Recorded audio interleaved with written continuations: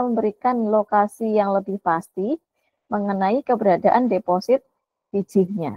Ya, itu contoh yang dilakukan di Western Australia. Nah, contoh lain, metode IP bisa juga diaplikasikan untuk keperluan pendeteksian kontaminan. Ya, pendeteksian kontaminan tadi di IP ada 2 parameter ya, yaitu resistivitas dan casabilitas. Nah, untuk resistivitas bisa dilihat di atas, ini ada yang resistivitas rendah, yang warna biru, hingga ke resistivitas yang lebih tinggi, warna merah. Nah, untuk yang resistivitas warna biru rendah, itu kan kita sebut sebagai resistivitas rendah itu kan konduktif ya. Sehingga kita sebut sebagai zona konduktif dengan resistivitas sekitar ini 300 ohm meter. Ya. Nah, kemudian resistivitas rendah ini kan ada bornya ya. Itu berhubungan dengan keberadaan lempung. Ya, kita tahu lempung itu resistivitas rendah. Nah, kemudian di atasnya ada resistivitas yang lebih tinggi ya. Yang ini 300, yang ini 1000 ohm meter. Nah, ini resistivitas yang lebih tinggi diinterpretasi sebagai groundwater di sana. Nah, dengan adanya ya zona interest yang konduktif ini, yang warna biru, itu kan kalau misalnya ya ada air lindi di sana, itu kan biru juga, ya kan, rendah juga. Dari resistivitas itu tidak bisa membedakan ya mana kontaminannya, mana si lempungnya, ya kan. Sehingga kita bisa menggunakan parameter satunya yaitu casabilitas. Nah, casabilitasnya bagaimana? Oh, ternyata kontaminannya itu ya yang nilai casabilitasnya relatif lebih tinggi nih daripada sekitarnya. Jadi dari sini kita tahu bahwa casabilitas bisa memberikan gambaran yang lebih detail mengenai posisi adanya kontaminan ini. Ya, itu contoh aplikasi metode IP dalam pendeteksian kontaminan. Nah, kalau kita bandingkan antara metode IP dengan metode geolisit resistivitas, bedanya apa? Kalau dilihat dari segi datanya, di dalam geolisit resistivitas, itu data yang kita dapatkan itu adalah posisi elektroda, beda potensial, dan juga kuat arus, gitu kan ya. Sedangkan untuk yang di IP, ada satu parameter lagi, yaitu parameter casabilitas. Di sini kita bisa langsung dapatkan dari alat, ya, si parameter casabilitas ini. Tapi kita sudah tahu ya, untuk menghitung casabilitas, persamaannya adalah VS per VT. VS-nya kita hitung menggunakan integral, ya. Nah, ini contoh lain aplikasi dari metode IP yang diaplikasikan untuk eksplorasi mineral. Jadi diketahui di tempat ini punya potensi mineral tembaga yang di sini kalau kita lihat batuannya yang garis miring rapat itu tembaganya lebih banyak daripada yang sebelah kanan, gitu ya. Nah, di sini dilakukan survei IP di sepanjang lintasan ini, ya, dengan memvariasikan jarak elektrodanya. Ya, di sini pakai pole dipole penelitiannya. Jadi di sini spasinya itu ada beberapa ya, ada yang menggunakan spasinya 800, 400, dan 200. Yang 800 itu yang warna hitam tegas, yang spasinya 400 yang ini, lalu yang garis putus-putus pendek ini adalah 200 spasinya, 200 feet. Nah, dari sini kita tahu ada anomali casabilitas yang tinggi ya di sini. Dan anomali casabilitas yang tinggi ini berhubungan dengan keberadaan ini tembaga di sana. Gitu ya. Dan untuk spasi yang rendah, ya, yang spasinya rendah ini hanya lintasannya pendek ya, lintasnya lebih pendek, yang spasinya 200 gitu. Jadi ini contoh lain dari penggunaan metode IP dalam eksplorasi mineral. Ada yang mau ditanyakan dulu?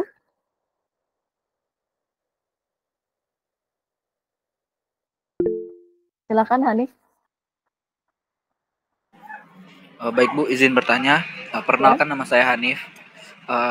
Saya ingin bertanya Bu, apakah jika nilai charge ability-nya itu anomali charge ability-nya tinggi, itu menandakan bahwa di daerah tersebut mengandung banyak logam seperti itu Bu? Tidak hanya yang contoh yang Ibu sampaikan tadi, maksudnya ada logam-logam yang lain. Oke, kita lihat lagi ya di tabel tadi.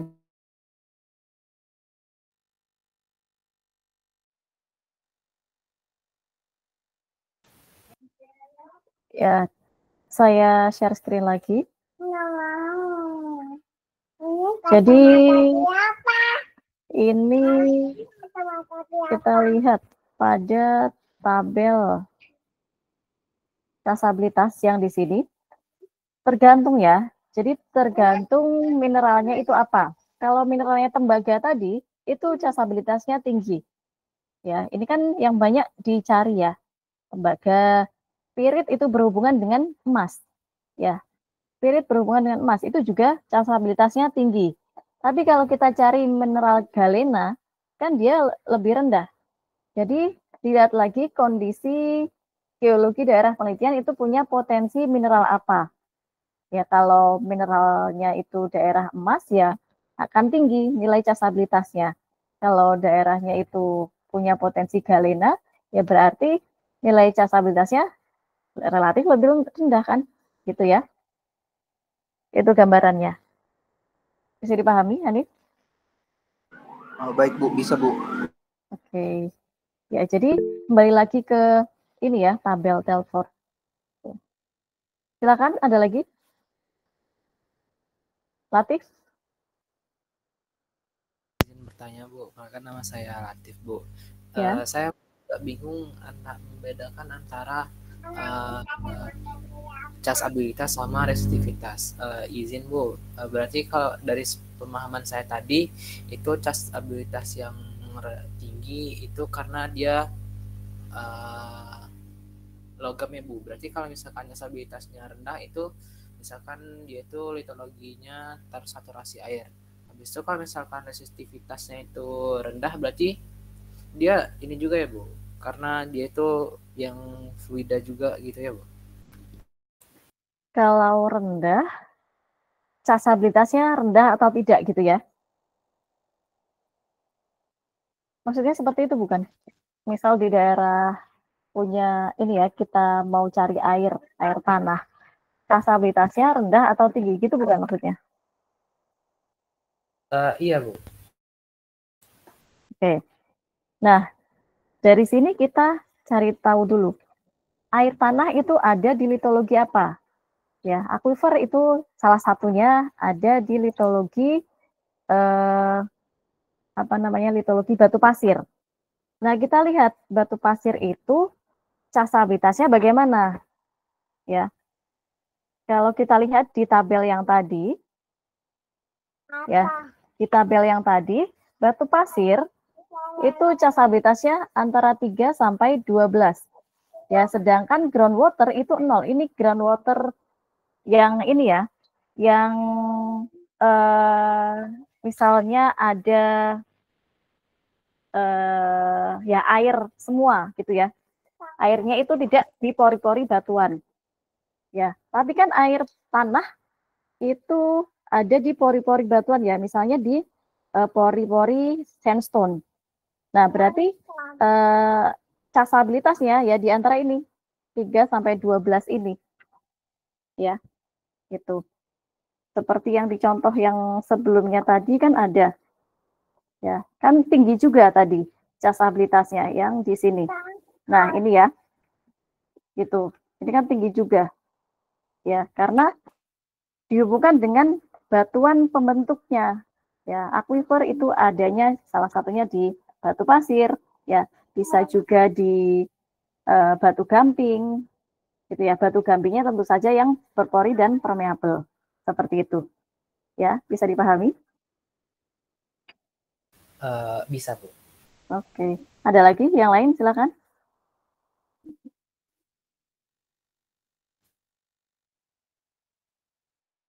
Tidak ada, Bu, sejauh ini, Bu. Oke, kita lanjut ya.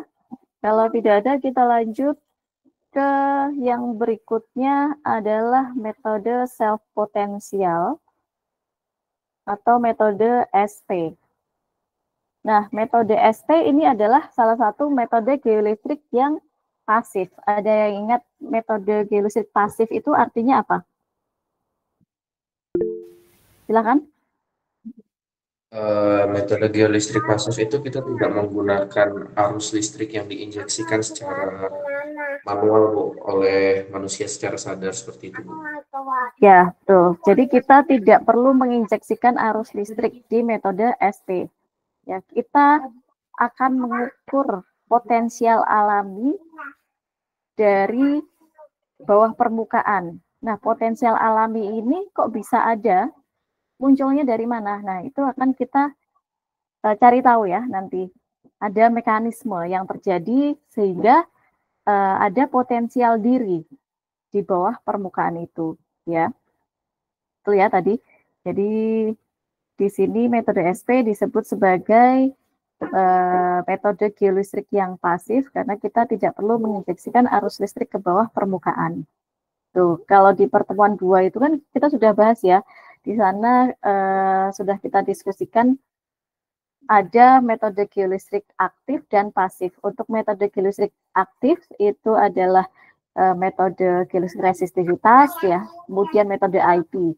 Sedangkan yang pasif itu adalah yang ini, self potensial. Nah, kita akan bahas untuk yang self potensial. Jadi di dalam metode self potensial ini kita lakukan dengan mengukur potensial listrik alami menggunakan dua titik di permukaan, tentu saja dua titik ini pakai elektroda ya. Jadi kita ukurnya itu bisa menggunakan digital voltmeter atau bisa pakai multimeter, itu juga bisa. Tentu saja harus ada elektroda dan kabel. Sudah ini saja alat yang kita butuhkan. Ditambah satu lagi itu meteran ya, karena untuk membuat lintasan kan harus ada meteran. Gitu. Ya, gambarannya seperti itu. Ya, nah, nanti kita bahas untuk konfigurasi yang bisa digunakan ada apa saja gitu ya. Nanti akan kita bahas berikutnya. Nah, sebelum ke sana, kita perlu tahu dulu, jadi metode SP ini sejarahnya diperkenalkan oleh Robert Fox di tahun 1830 di daerah Cornwall di Inggris. Nah, beliau itu menggunakan elektroda tembaga yang terhubung ke suatu galvanometer untuk melakukan deteksi adanya sulfida tembaga. Jadi di tempat tersebut itu punya mineralisasi, ya, ada mineralisasi tembaga. Nah, beliau itu tidak menginjeksikan arus, tapi mengukur alami potensial yang muncul di sana, ya. Kemudian di tahun 1920 dikembangkan lagi oleh dua bersaudara, Pak Konrad Schlumberger dan juga Pak Marcel Schlumberger. Beliau ini mengembangkan metode SP yang digunakan sebagai alat tambahan untuk mendeteksi adanya mineral masif. Sehingga metode SP ini bisa digunakan sebagai metode pelengkap di dalam eksplorasi mineral dan geotermal, gitu ya. Jadi bisa untuk survei pendahuluannya juga, gitu. Nah, di metode SP ini kan kita akan mendapatkan potensial alami, ya. Kita akan dapat V, ya, potensial alami. Potensial alami ini muncul dari berbagai mekanisme, ya, disebut sebagai mekanisme ST. Nah, mekanismenya apa saja yang membuat adanya beda potensial alami di bawah permukaan? ada mekanisme yang pertama itu air tanah di pori-pori batuan itu kan bisa bergerak, ya kan? Nah, pergerakan air tanah di pori batuan itu menimbulkan adanya potensial elektrokinetik atau disebut juga elektrofiltrasi. Bisa juga timbul yang namanya streaming potensial jika jika kutub positif dan negatifnya anion kationnya itu sama, itu akan timbul streaming potensial. Nah, ini nanti akan kita bahas ya, dilihat dari persamaannya. Tuh. Jadi adanya air tanah yang bergerak di pori-pori batuan menimbulkan self potensial. Ya, selain itu keberadaan air tanah di bawah permukaan yang mempunyai konsentrasi berbeda-beda itu juga bisa menimbulkan adanya potensial alami. Ya, contohnya di daerah yang payau itu kan konsentrasi air tanahnya beda dengan di daerah yang air tanahnya fresh. Ya, itu disebut sebagai potensial difusi, Nernst potensial, dan juga Shell potensial. Gitu. Kemudian potensial alami bisa juga timbul dari air tanah yang menjadi pelarut dengan mineral. Kan air tanah itu ada di pori-pori batuan, ya kan? Nah, air tanah itu bisa melarutkan mineral pada batuan tersebut, sehingga disebut sebagai potensial mineral. Itu. Nah, kalau di daerah yang terdapat vegetasi, ya ada pohon gitu ya, di hutan, pohonnya kan banyak. Akar dari pohon itu akan menyerap air. Airnya kan bergerak. Nah, pergerakan air tanah akibat vegetasi itu disebut sebagai potensial bioelektrik. Nah, ini kan munculnya alami ya, pergerakan-pergerakan ini. Sehingga di bawah permukaan itu ada yang namanya self potensial, potensial diri, potensial alami. Gitu. Nah, kemudian ini persamaannya bagaimana? Untuk yang elektrokinetik, ya, untuk yang potensial elektrokinetik dirumuskan dengan ini. EK, ya, potensial elektrokinetik itu sama dengan epsilon yang merupakan konstanta dielektrik dikalikan dengan mu. Mu ini adalah resistivitas dikalikan dengan CE. Ini adalah koefisien elektrofiltrasi dikalikan dengan delta P yang merupakan perbedaan tekanan. Lalu dibagi dengan 4pi kali mu. Ya, mu-nya itu adalah viskositas, tingkat kekentalan air tanahnya tadi. Kan air tanah yang salin dengan fresh itu beda kentalnya, kan. Ini persamaan untuk potensial elektrokinetik. Lalu untuk potensial difusi dirumuskan dengan ini ya, minus RT, R-nya ini adalah konstanta gas universal, lalu T itu adalah suhu, dikalikan dengan IA minus IC, yang saya katakan tadi ya, IA itu adalah ion yang positif, IC itu ion negatif, ya, anion kation, dibagi dengan N-nya konstanta, dikali F, F-nya itu adalah konstanta Faraday, lalu dikalikan dengan IA plus IC, lalu dikali dengan ln C1 per C2. C1, C2-nya ini adalah konsentrasi larutan di air tanah tersebut. Itu. Ini adalah persamaan untuk potensial ini, potensial difusi. Ya.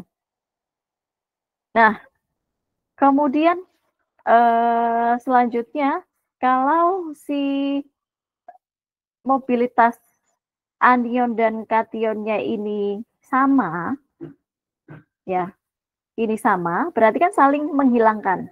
Berarti itu menjadi potensial Nernst. Ya. Potensial Nernst terjadi jika mobilitas antara anion dan kationnya sama. Sehingga persamaannya menjadi ini tanpa IA dan IC.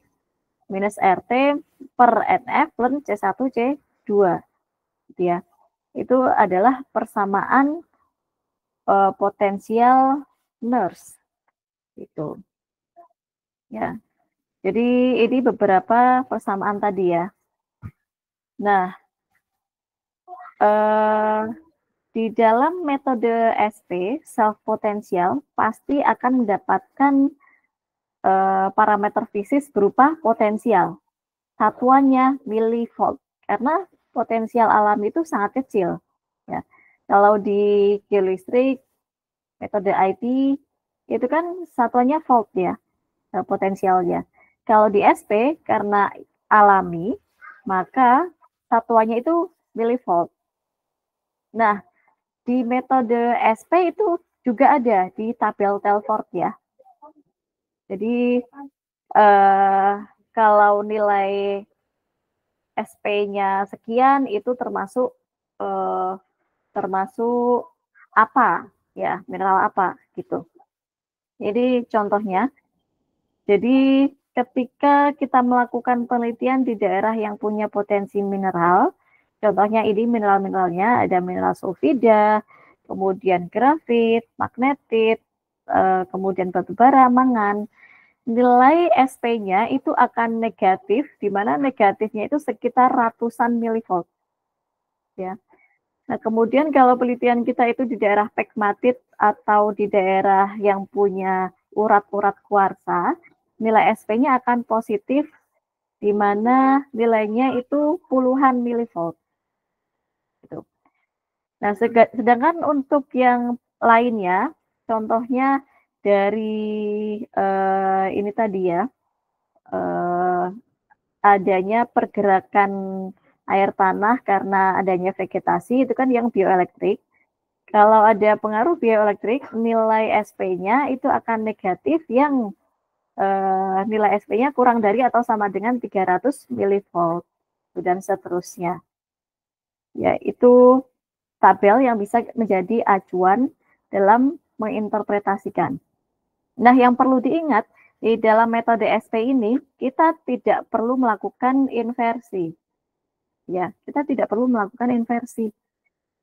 Yang kita lakukan di sini adalah melakukan interpretasi secara kualitatif dari kurva yang kita dapatkan ya, kurva potensial. Kan kita ukur dalam satu lintasan SP-nya. Nah, nanti akan dapat variasi nilai potensial di satu lintasan tersebut. Gitu. Nah, kita tinggal interpretasi secara kualitatif anomali yang tinggi bagaimana, yang rendah seperti apa gitu ya. Itu karena di sini kita sudah mendapatkan nilai true atau self potensial yang sebenarnya ya. Nah, kemudian aplikasi metode SP itu bisa dilakukan di berbagai hal, misalnya untuk eksplorasi mineral ya. Kemudian bisa juga untuk eksplorasi geothermal, contohnya untuk mendeliniasi adanya zona upflow. Bisa juga digunakan untuk keperluan lingkungan, contohnya untuk mendeteksi adanya kebocoran penampungan limbah dan seterusnya gitu ya. Itu beberapa hal yang bisa diaplikasikan oleh metode SP ini di bidang-bidang ini. Ya. Karena kalau misalnya ini ya, ada kebocoran, itu kan ada pergerakan fluidanya kan. Nah, itu bisa kita lihat ya, pasti ada potensialnya di sana. Ya, air bergerak itu kan menimbulkan potensial alami. Tuh. Nah, ini contohnya metode SP diaplikasikan di daerah yang punya potensi mineral. Ya, jadi kita lakukan survei SP di sepanjang lintasan ini, ya lintasannya yang ini. Dan anomali SP-nya itu ini, ya ini anomali positif, ini anomali negatif, ini anomali positifnya. Ya, kita interpretasi itu hanya dari kurva ini saja, gitu ya. Nah, ini kan ada anomali negatif. Kalau kita lihat dari kondisi lapangannya, ternyata anomali negatif ini berhubungan dengan keberadaan zona mineralisasi biji besi, ya Fe. Ini ada Fe di sini. Gitu ya. Kita bisa interpretasi kualitatif dari kurva SP yang sudah kita lakukan akuisisi di sepanjang lintasan ini. Itu. contoh lain misalnya ada pergerakan fluida air tanah ya di bawah permukaan. Misal kita punya sumur, airnya kan kita ambil ya, berarti pergerakan airnya itu kan ke atas. Nah, kalau ada pergerakan air ke atas, anomali SP-nya itu akan berbentuk seperti ini ya. Kalau airnya itu keluar, anomali SP-nya akan positif di sini. Ya, ini beda litologi ya, C1, C2. Ya. Nanti ini kalau dibuat konturnya, dilihat dari pandangan burung, ya, dilihat dari atas, ini kan ada anomali negatif. Nah, ini anomali negatifnya, lalu yang ini anomali positif yang ini. Tuh. Nah, kemudian kalau misalnya di bawah permukaan ada pergerakan air tanah yang menuju ke satu titik, menuju ke sini, ya. Yang sebelah kiri bergerak ke kanan, yang sebelah kanan bergerak ke kiri, ya, menuju ke satu titik. Maka anomali SP-nya itu akan meningkat, ya, akan positif di tempat berkumpulnya air tanah ini. Sehingga ini kalau kita gambarkan peta konturnya ya, gambarkan dari pandangan burung, maka ini semakin ke arah dalam, anomali SP-nya semakin besar, ya kan? Itu. Contoh lain, kalau misalnya airnya itu mengalir secara lateral menuju bidang gambar ya, masuk ke sana. Maka anomali SP-nya akan positif ya. Nih, anomali SP-nya akan positif. Itu. Nah, ini kalau kita gambarkan dari pandangan burung, ya ada apa namanya? Kontur yang seperti ini. Ini semakin ke dalam yaitu SP-nya semakin tinggi nilai potensialnya. Ya, ini beberapa contoh kurva SP dari beberapa aliran fluida air tanah. Nah, contoh lain, ketika di suatu tempat kita akan mendeteksi air tanah, ya, di mana di tempat tersebut dilakukan monitoring. Sebelum diambil air tanahnya, water table-nya itu rata ya di sini. Nah, di titik ini ada sumur. Sumurnya ini aktif mengambil air. Ya, airnya itu di titik ini diambil terus sehingga water table-nya menurun. Ya, di sini. Jadi di sini. Nah, sehingga karena ada perubahan water table, air tanahnya itu juga berkurang kan ya, dia bergerak, diambil terus. Ini terlihat dari anomali SP-nya. Ya, di sini anomali SP-nya kan tinggi ya di tempat yang diambil airnya tadi gitu. Ya, jadi kita bisa menginterpretasi bahwa anomali yang tinggi pada kurva potensial ini berhubungan dengan pengambilan air tanah di tempat tersebut ya, yang menyebabkan water table-nya itu menurun gitu. Nah, kemudian kan tadi kita sudah lihat ya beberapa aplikasinya metode SP ini bisa kita aplikasikan untuk pendeteksian atau monitoring air tanah, bisa juga untuk di mineral gitu. Nah, pengukuran metode SP itu ada dua teknik. Teknik yang pertama itu adalah teknik gradien potensial. Jadi, pengukuran gradien potensial ini tentu saja kita akan mengukur beda potensial delta V antar sepasang elektroda. Jadi elektrodanya itu ada dua pasang ya. Ini pasangan pertama, ini pasangan kedua. Yang semuanya ini nanti akan kita pindahkan elektrodanya. Ya, kan ada 4 elektroda ya. 1, 2, 3, 4. Setiap kali pengukuran nanti akan kita pindahkan elektrodanya sampai di lintasan terakhir. Gitu. Nah, kutub yang negatif ini disebut sebagai leading electrode. Nanti ini diganti ya. Ini harusnya leading electrode. Lalu kutub yang positif disebut sebagai trailing electrode. Tuh. Nah, nanti setelah ini diukur potensialnya, kemudian dipindahkan sampai ke lintasan terakhir. Misal ini lintasan terakhirnya di sini. Semua elektrodenya dipindah. Nah, ini kan misal lintasan kita dalam 500 meter ya. Berarti kan nanti diperoleh potensial dalam lintasan 500 meter itu. Sehingga satuannya ya, satuan gradien potensial itu dalam milivolt per meter atau milivolt per kilometer kalau lintasannya sangat panjang. Nah, pengukuran gradien potensial ini kan kita memindahkan semua ini ya, semua elektrodanya, sehingga pengukurannya itu praktis. Karena kita tidak perlu kabel yang panjang di sepanjang lintasan tersebut. Ya.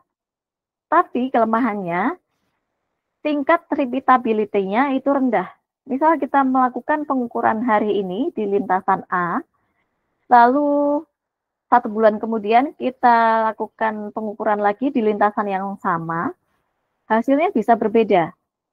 Ya, itu kelemahan dari pengukuran yang gradien potensial. Sehingga muncullah teknik pengukuran yang berikutnya, yaitu teknik pengukuran potensial relatif.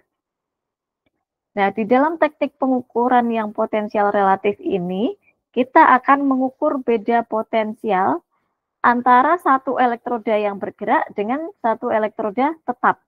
Jadi, ini satu elektrodanya ini kita buat tetap yang disebut sebagai reference electrode. Lalu ada elektroda yang bergerak yang kita sebut sebagai moving electrode. Nah, ini kita pindah-pindahkan ya, moving electrode ini. Yang ini dibuat tetap. Nah, gitu ya. Di sini kutub negatif dari voltmeter yang ada di sini akan dihubungkan dengan elektroda tetap. Ya. Gitu.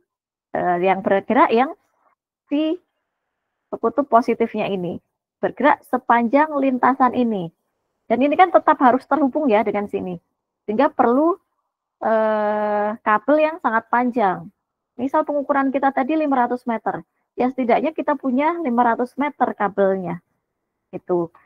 Sehingga pengukurannya itu menjadi tidak praktis kan. Tuh, tapi kelebihannya apa? Kelebihannya pengukuran potensial relatif ini tingkat repeatability-nya itu tinggi. Jadi kita melakukan pengukuran hari ini di lokasi lintasan yang sama dengan pengukuran sebulan yang lalu, itu hasilnya sama. Ya. Nah, dari teknik pengukuran potensial relatif ini kita dapatkan nilai potensial ya dalam satuan milivolt. Tuh. Ya, dalam satuan milivolt karena potensialnya itu sangat kecil ya. Potensial alami itu sangat kecil. Sehingga satuannya mili. Nah, alatnya itu seperti ini ya. Kita hanya perlu digital voltmeter, bisa juga pakai multimeter ya. Atau bisa juga kita pakai resistivity meter ya. Misalnya kita punya Ares ya, pakai Ares itu juga bisa. Itu ya. Nah, pakai multimeter saja bisa. Ini pasti banyak yang punya ya kalau multimeter. Karena ya untuk keperluan kelistrikan itu biasanya dicek pakai multimeter ini ya. Itu. Jadi ini alat utama kita yang digunakan yaitu digital voltmeter. Lalu ada kabel ya, kabel penghubung tadi, penghubung antara digital voltmeter dengan elektrodanya. Nah, elektroda di SP itu menggunakan poros spot ya, sama seperti di elektroda potensial pada metode IP. Di sana pakai poros spot juga.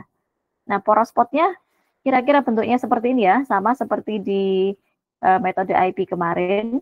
Jadi ada tabung ya, kemudian tabungnya ini nanti diisi menggunakan suatu cairan ya. Cairannya berupa larutan ya CuSO4, bisa juga pakai PbCl2 atau bisa juga pakai AgCl. Yang paling sering digunakan yaitu CuSO4 karena mendapatkannya mudah dan lebih murah. Itu. Nah, kemudian ini ada tutupnya, di mana di tutup tersebut ada batang, yang batang tembaga ini ya harus mencapai si larutan garamnya tadi, ya larutan CuSO4-nya. Nah, ini kan ada kabel ya, yang kita hubungkan dengan si logam. Nah, kabel ini juga akan kita hubungkan dengan si digital voltmeter tadi, gitu ya. Nah, jadi elektroda yang kita gunakan di metode SP itu adalah poros spot seperti ini. Itu ya. Ada yang mau ditanyakan dulu untuk metode SP? Cukup jelas, Bu. Jelas ya? Jelas, Jadi, Bu.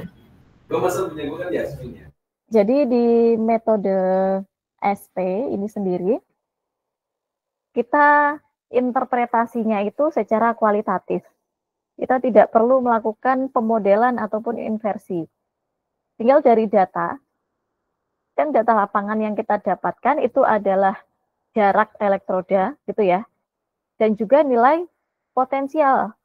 Nah, dari situ kita buat kurvanya. Nah, di sana ada kurva positif, kurva negatif. Nah, kurva negatif bisa kita interpretasi ya, tadi sudah ada tabelnya, yang positif juga sudah ada tadi di tabel, gitu. Disesuaikan juga daerah penelitian kita ini punya potensi apa. Ya, misalnya di daerah potensi mineral, ya, mineral sulfida. Tadi kan anomalinya negatif, gitu ya.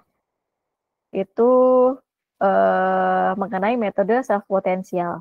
Dan metode self potensial ini relatif mudah dibandingkan metode geodesik yang lain, ya karena memang tidak perlu kita lakukan pemodelan atau inversi, gitu ya. Jadi relatif lebih mudah dan simpel, gitu.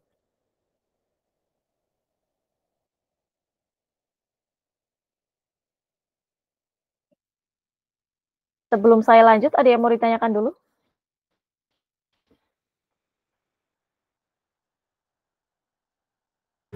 Paham, Bu. Bisa dilanjutkan. Oke, kalau sudah paham, saya akan memberikan pemberitahuan terkait dengan UTS.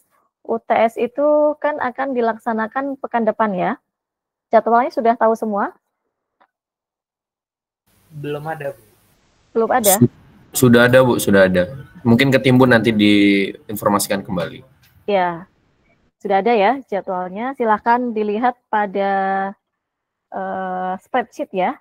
Kan diberikan spreadsheet oleh Pak Wahyu untuk jadwal ujian UTS. Nah, untuk ujiannya akan dilaksanakan secara offline, kemudian materinya bisa dipelajari dari pertemuan pertama hingga pertemuan hari ini, gitu ya.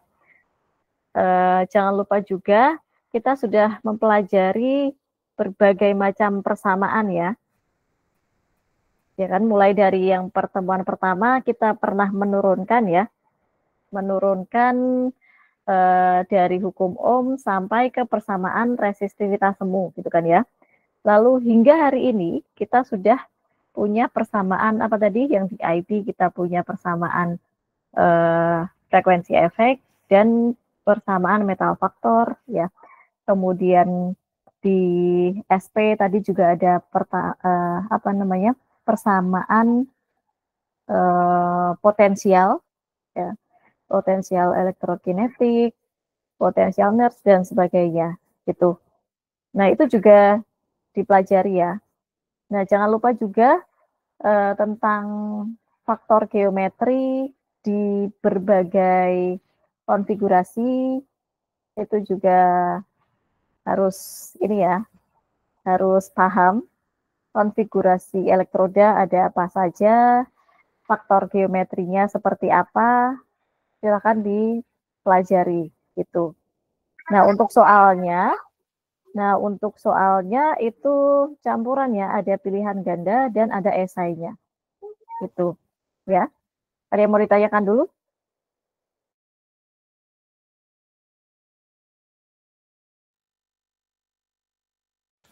Tidak ada?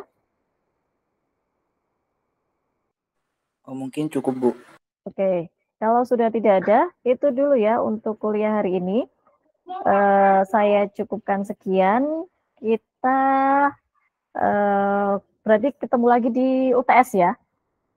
Ya, saya tutup untuk kuliah hari ini. Wassalamualaikum warahmatullahi wabarakatuh. Waalaikumsalam, Bu. Terima kasih. Terima kasih.